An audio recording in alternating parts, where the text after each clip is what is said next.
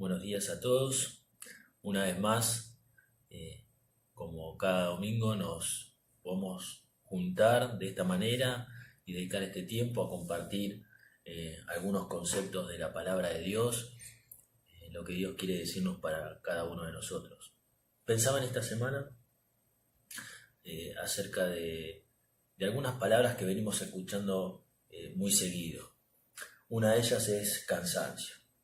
Cansancio de este encierro, cansados de no poder ver a nuestros familiares, a nuestros hermanos, a nuestros amigos, cansados de no hacer nada, cansados de estar cansados.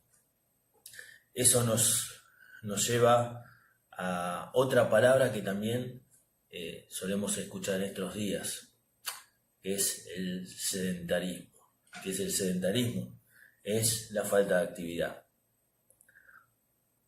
Cuando nosotros escuchamos esto, enseguida relacionamos la falta de ejercicio físico, de estar encerrados, de no poder caminar. Eso nos lleva a exceso de sillón, nos lleva automáticamente a acompañar el sillón con algo comestible, y eso también lo estaba escuchando en estos días, que se tornó una costumbre, el hábito de comer por aburrimiento y todas costumbres así que nos llevan con el paso del tiempo, y si esto se prolonga, estas costumbres se prolongan con el tiempo y con los años, nos llevan a otra palabra que también solemos escuchar, pero que es mucho más dura, que es el avejentamiento. Qué feo es cuando escuchamos la sentencia, está avejentado. Avejentado es aparentar tener varios años más de lo que tenemos en realidad. Y cuando escuchamos esa palabra decimos, esperemos que no digan eso de mí. Lo cierto es que no es un problema menor. Lo podemos tomar de manera graciosa, pero no es un problema menor para la sociedad en la que vivimos. De hecho, hay un montón de productos anti-age, antioxidantes, energizantes, que se producen para esto, para intentar remediar estas cosas. Por el contrario, nosotros vemos que conocemos, seguramente vos, así como yo, conocemos personas que a pesar de la edad gozan de una energía, tienen una energía, una vitalidad que realmente es admirable. Y nosotros decimos, ¿cómo es posible, no? Una persona que a veces tiene el doble de años que nosotros, tienen tanta energía, tanta vitalidad.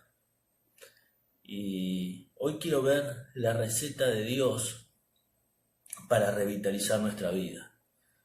A veces pensamos que se trata de algunas costumbres, que se trata de una pastilla, pero Dios tiene una receta en su palabra para revitalizar nuestra vida, y quería ver sencillamente algunas de las cosas que Dios nos dice ahí. Vamos a leer inicialmente 3 pasajes.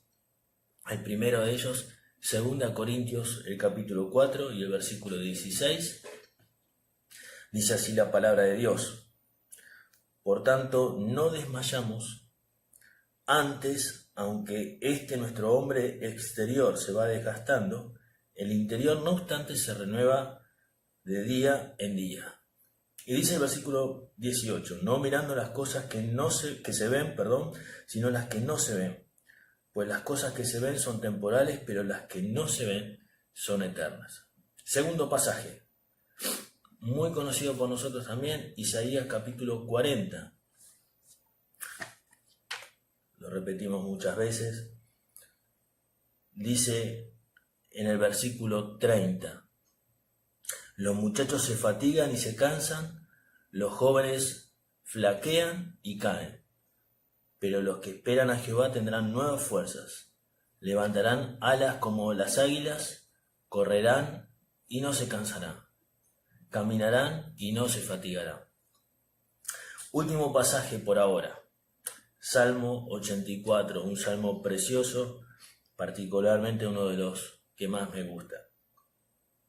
Dice el versículo 5, bienaventurado el hombre que tiene en ti sus fuerzas, en cuyo corazón están tus caminos. Atravesando el valle de lágrimas lo cambian en fuente cuando la lluvia llena los estanques. Irán de poder en poder, verán a Dios en Sión. Y dice el versículo 10, porque mejor es un día en tus atrios que 1000 fuera de ellos. Inicialmente, hasta acá nomás vamos a leer la palabra de Dios.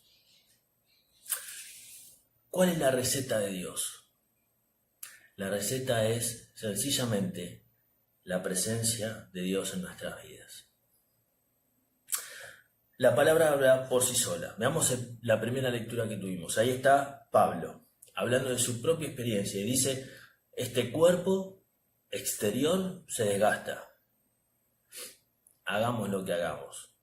Gastemos el dinero en productos anti-age que gastemos.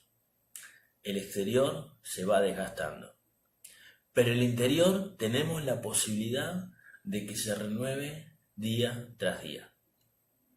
Pablo está hablando de su experiencia. Esto no es automático. Pero tenemos la posibilidad de que el interior se renueve y se energice día tras día. Segundo caso. Está hablando Dios a través del profeta Isaías. Y dice que aún los jóvenes se cansan. Con toda su energía, con toda su fuerza, se cansan y se fatigan. Pero los que esperan a Dios, dice, tendrán nuevas fuerzas. Y agrega, no se van a cansar y no se van a fatigar. Tercer caso que leímos. Acá están hablando de los hijos de Coré. Y dice que el hombre que encuentra sus fuerzas en Dios es dichoso, es bienaventurado, es feliz. Aun cuando pase por circunstancias difíciles, las transforman en buenas. Sin duda, hablamos de una fuerza, de una energía, de una vitalidad diferente a la que conocemos nosotros. Quiero ser gráfico para entender de qué estamos hablando. Y pensaba en un relato, un pasaje que conocemos muy bien, que es el llamamiento de Moisés, en Éxodo capítulo 3. La historia la conocemos. Moisés cuidaba las ovejas de su suegro. Y de repente tiene una visión. Ve algo muy real. Una zarza que estaba ardiendo, que estaba prendida a fuego. Y esto era algo habitual. No es esto lo que llama la atención de Moisés.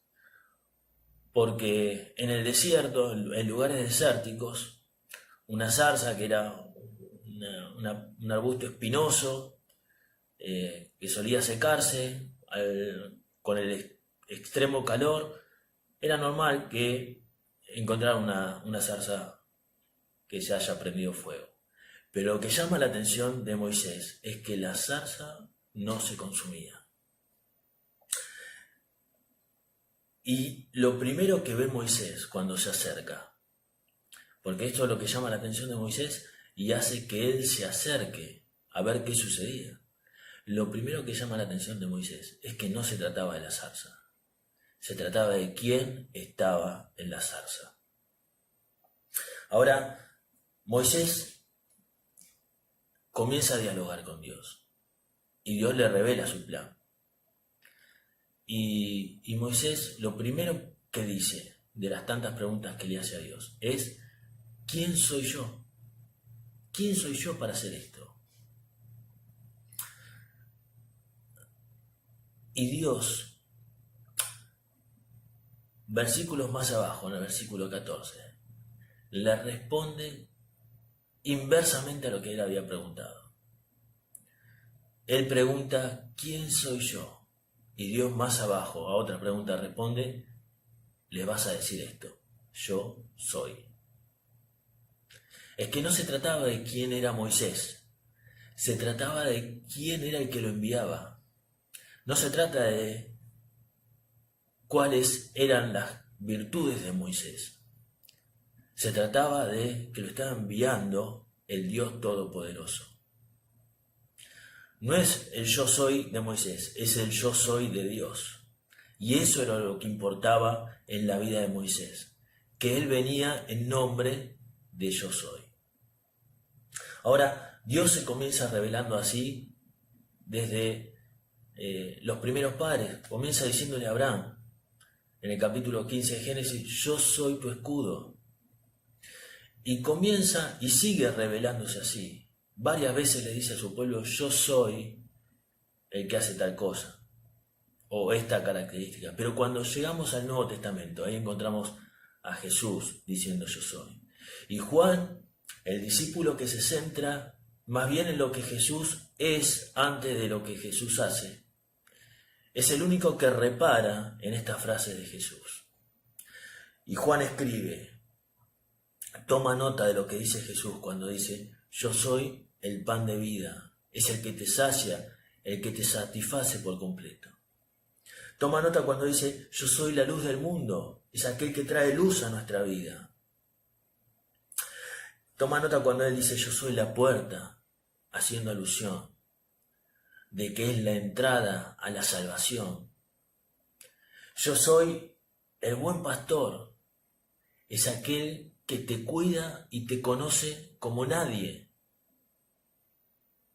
Yo soy la resurrección, es aquel que trae verdadera esperanza a nuestra vida. Porque sigue diciendo, el que cree en mí, aunque esté muerto, vivirá. Yo soy el camino, la verdad y la vida. Yo soy la vid verdadera, es aquel a quien estando unidos podemos llevar frutos en nuestra vida. Qué diferente es cuando entendemos lo que entendió Moisés, que su presencia es todo para nuestra vida. A tal forma lo entendió Moisés que en un momento dice, Señor, si tu presencia no viene con nosotros, no nos saques de acá. Nos movemos únicamente si está tu presencia. Miren a Israel, caminando 40 años en el desierto, con la presencia de Dios. Ustedes recuerdan, la nube y la columna de fuego. Y dice la palabra de Dios, este detalle, su calzado no se gastó, ni su vestido se gastó. 40 años sin que envejezca el vestido ni se gaste el calzado. Es la presencia de Dios. Miren a Moisés. Entendió que no era él, que no se trataba de él, sino que se trataba de Dios. Y toma el desafío cuando ya tenía 80 años. Y toma este desafío y vive 40 años más y llega al final de sus días, antes de entrar a la tierra prometida. Y dice la palabra de Dios, que Moisés tenía 120 años y nunca se oscurecieron sus ojos ni perdió su vigor. 120 años. Vivió sus últimos 40 años con una energía y una vitalidad superior a los otros 80. ¿Qué fue? Fue la presencia de Dios. No era quién soy yo, era yo soy Dios. Pero miren a Caleb. ¿Recuerdan a Caleb? Era uno de los 12 que trajo buenas noticias junto con Josué. Dios elige a Josué como sucesor de Moisés. Entran a la tierra prometida y llegamos al capítulo 15 de Josué. Y ahí Caleb tiene una conversación con Josué y le dice, ¿te acordás que Moisés me había dado este lugar. Yo ahora tengo 85 años, ya habían pasado 45 años de cuando Moisés le había dicho esto a Caleb. Pero ahora Caleb se encuentra con el lugar que Moisés le había prometido, le había dado. Dice, tengo 85 años, pero mis fuerzas son las mismas de cuando tenía 40. Tengo la misma fuerza para la batalla que hace 45 años atrás. ¿Qué fue eso? La presencia de Dios. Ahora, había un detalle. Ese lugar que había sido destinado para Caleb estaba en un monte. Era Hebrón, estaba en un monte. Y tenía una ciudad grande. Y la ciudad estaba fortificada. Y Caleb, ¿qué le dice a Josué? Dame este monte.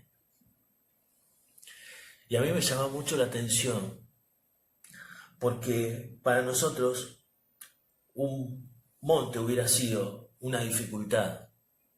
Para nosotros un monte se hubiera convertido en un obstáculo. Las ciudades fortificadas. Habría caído nuestro ánimo. Nos habríamos quejado. Sin embargo, Caleb dice, está en un monte. Tiene ciudades grandes. Las ciudades están fortificadas, dámelo.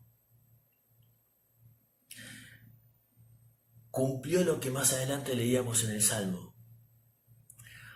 Aquel que tiene en Dios sus fuerzas, atraviesa un valle de lágrimas y lo cambia en fuente. Ahora, cuando vamos más adelante en el tiempo, vemos que Dios le dice lo mismo a Zorobabel. No es con ejército ni con fuerza, sino con mi espíritu. Y dice el versículo siguiente, ¿quién eres tú, oh gran monte? Es lo mismo que dijo Zorobabel. Yo voy con la presencia de Dios. ¿Qué es este monte? Ciudades fortificadas, ¿qué son? Lo que para muchos podría haber sido un obstáculo, Caleb lo enfrenta porque sabe que la presencia de Dios está con él. Esto hace la presencia de Dios en nuestra vida. Esta es la energía, la vitalidad que Dios pone en nuestra vida. La diferencia la hace la presencia de Dios. Dice el Salmo 92 en el versículo 12, aún en la vejez fructificarán y estarán vigorosos. Y dice Isaías capítulo 58, algunos de los tantos textos que nos hablan de esto. El Señor te pastoreará siempre y en la sequía dará vigor a tus huesos. ¿Qué es vigor? Vigor es más que fuerza. Es fuerza, es energía y es vitalidad. Por eso se trata de, como decía Pablo a los Efesios en el capítulo 6, fortalecernos en el Señor y en el poder de su fuerza. Son las que hacen que no nos cansemos, las que hacen que no nos fatiguemos. Cuando encontramos en su presencia la energía que necesitamos, nunca nos quedamos sin fuerza. Ahora, en esta receta de Dios hay algunos síntomas que nosotros tenemos que atender. ¿Por qué no tenemos esta vitalidad, esta energía? ¿Dónde se fueron? ¿Por qué se fueron? Bueno, hay unos síntomas que nosotros tenemos que atender. Y quiero mencionarlos muy brevemente. El primero de ellos es o son los pecados ocultos que debemos confesar. El pecado oculto, no confesado, el que tapamos, es el que licúa las fuerzas que vienen de Dios. ¿Por qué? Porque el pecado no convive con la presencia de Dios. Es cierto que nosotros tenemos su espíritu permanentemente en nuestra vida, pero no vamos a experimentar la presencia de Dios en nuestra vida con pecado. Con pecados que mantenemos debajo de la alfombra. Dice el Salmo 51 y el Salmo 52, que los invito a que lo lean después, completos. La experiencia de David por haber ocultado su pecado. Dice en el Salmo 51:8, haceme oír el gozo y la alegría para que se recreen mis huesos. Se sentía abatido, ¿por qué? Porque había ocultado su pecado. Salmo 32, dice, mientras callé, se envejecieron mis huesos. Es el costo de haber ocultado el pecado, de haber tapado, de haberlo puesto debajo de la alfombra. Pero dice también el libro de los Proverbios, el que encubre su pecado no prosperará, pero el que lo confiesa y se aparta alcanzará misericordia. Hay pecado oculto en tu vida, tenés que confesarlo y tenés que apartarte. En segundo lugar, otro de los síntomas que debemos atender si no experimentamos y no sentimos la presencia de Dios en nuestra vida es la doble vida. Dice Santiago, el capítulo 1 y el versículo 8, que el hombre de doble ánimo es inconstante en todos sus caminos. Probablemente haya una doble vida que tengamos que abandonar. Una doble vida que tenemos que proponernos dejarla de una vez y tomar la decisión de dejarla de una vez. Otro síntoma que nos habla la Biblia es la raíz de amargura que debemos perdonar. Decíamos, pecados ocultos que hay que confesar, doble vida que hay que abandonar, raíz de amargura que hay que perdonar. Dice Hebreos capítulo 12 y el versículo 15, que tengamos cuidado porque quizás brote una raíz, haya brotado una raíz de amargura que nos estorba y que nos contamina a nosotros y a los que nos rodean. Una raíz que nos estorba y que nos contamina, recordad esto. Y debemos perdonar. No vamos a hablar del perdón. Gustavo nos estuvo hablando del perdón durante 2 domingos. Están los mensajes, sería bueno que los repasemos. Pero quiero recordar con ustedes cuando Pedro le dice al Señor, ahí en Mateo 18, Señor, ¿cuántas veces vamos a perdonar? 7 veces. Claro, los maestros de la ley decían, hay que perdonar 3 veces, quizás sacado de algunos textos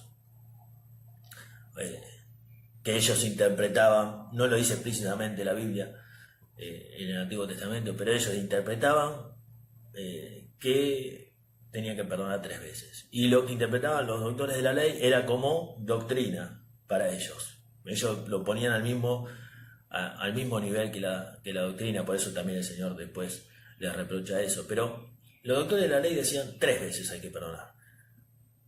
Pedro, queriendo tener un acto de misericordia, dice, Señor, 7 veces. Lo que no entendían era que 7 veces era lo mismo que 3. No se trata de lo que tengo que hacer porque la ley me dice que tengo que hacer. Tengo que cumplir hasta lo que la ley me pide. No se trataba de eso. Se trataba de perdonar cuantas veces sea necesario. Por eso el Señor le dice 70 veces 7, un número que no podemos llegar en el día. No se trataba ni de 3 ni de 7. Y quizás tengamos que preguntarnos en esta mañana, ¿a quién todavía tengo que perdonar? ¿Qué situación tengo que perdonar? Que haya quedado ahí no resuelta. Porque la raíz de amargura es algo que yo dejo crecer. No hay desintoxicación posible de esta contaminación si no es a través del perdón. La raíz de amargura en nuestra vida es un estorbo permanente. ¿Podemos seguir con nuestra vida? Claro que sí. Es un estorbo permanente que nos contamina.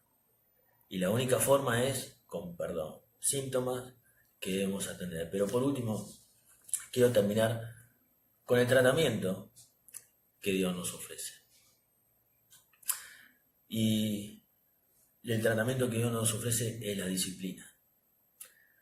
Hebreos capítulo 12 habla de la disciplina de Dios en primer lugar. Y la disciplina de Dios es siempre enseñanza, siempre tiene que ver con enseñanza. Aunque a veces parezca algo más duro, pero no es porque sea dura la disciplina en sí, sino porque los duros somos los que somos disciplinados. No es lo mismo enderezar una rama verde que una barra de hierro. Pero el objetivo siempre es el mismo. Siempre es la enseñanza para nuestra vida, para que transitemos el camino correcto. Pasa que a veces se requiere mayor dureza para enderezar lo que está más torcido. A veces Dios nos lleva hasta el quebrantamiento para disciplinar nuestras vidas. ¿Por qué? Porque ya llega un punto en que la plasticidad se pierde y se endereza únicamente con el quebrantamiento. Pero lo cierto es que siempre la disciplina tiene el mismo objetivo, no nos equivoquemos con esto. Quiere el bien para nuestra vida, la enseñanza para nuestra vida. Ahora, en este caso en particular, me refiero no a la disciplina de Dios, sino a la disciplina que nos toca a nosotros. Son las reglas o las acciones que nosotros debemos cumplir metódicamente, regularmente para alcanzar los objetivos. Ahora, la disciplina no es fácil. Lo más fácil para nuestra vida es la indisciplina. Y les quiero dar ejemplos muy prácticos de nuestra vida cotidiana. Es más fácil quedarse durmiendo que levantarse. Es más fácil llegar tarde que llegar temprano. Es más fácil encender el televisor que apagarlo. Siempre va a ser más fácil la indisciplina que la disciplina. Pero la disciplina trae fruto con el tiempo. Disciplinar nuestra vida trae fruto. Como decía un conocido predicador, la disciplina no es hacer lo que se siente, sino lo que se debe. Y encontramos en la palabra de Dios, en 1 Corintios, en el capítulo 9, unos versículos que nos hablan de qué es la disciplina de Dios. La disciplina, personal. La que nosotros tenemos que poner en práctica. Dice el versículo 25, todo el que lucha, de todo se abstiene. A la verdad para recibir una corona corruptible, pero nosotros una incorruptible. Así que yo de esta manera corro, no a la aventura. De esta manera peleo, no como quien golpea el aire, sino golpeo mi cuerpo y lo pongo en servidumbre. De esta manera, no sea que habiendo sido heraldo para otros, yo mismo venga a ser eliminado. 3 cosas que debemos disciplinar, que debemos hacer para disciplinar. En primer lugar, dice el versículo 21, de todo se abstiene, nos tenemos que abstener. ¿De qué abstener? Abstenernos de las cosas que no nos hacen bien. Obviamente del pecado, pero más adelante el apóstol Pablo dice, todo me es lícito, pero no todo me conviene. Lo primero que tenemos que hacer para disciplinar nuestra vida es abstenernos, decir no en el poder del Espíritu Santo, que es lo que produce en nosotros el querer como el hacer. Y cuando lo hacemos en el nombre del Señor, lo podemos hacer. En segundo lugar, debemos enfocarnos. Dice el versículo 26 que el apóstol, que él corría, pero no corría de cualquier forma, no corría a la aventura. Y nosotros tenemos que identificar cuáles son los objetivos que debemos perseguir en la presencia de Dios. ¿Para qué? Para no gastar energías en las cosas que no tenemos que gastar. Sin duda, tanto vos como yo, a veces gastamos energía en cosas que no son útiles.